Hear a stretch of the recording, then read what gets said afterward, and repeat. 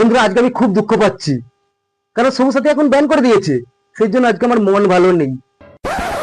সবুজ সাথী সেই যে পেছন বাঁকিয়ে পাছা দোলানোর নাচ হয়তো আমরা আর কোনোদিন দেখতে পাবো না। খুব কষ্ট যে বলো। সেই জন্য আজকে আমি খুব দুঃখ পাচ্ছি।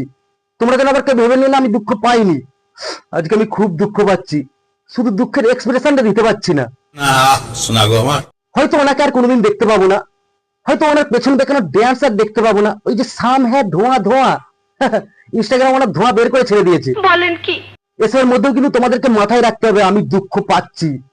আমার এক্সপ্রেশন পাল্টালেও আমি কিন্তু পাল্টাইনি। इतने तेजस्वी लोग हैं हमारे पास।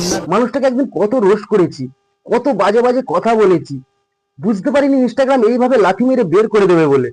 যদি আগে জানতাম তাহলে আর একটু ভালো করে মশলা মেরে রোস্ট করে নিতাম। इतने शानदार विचार रखते हैं जी।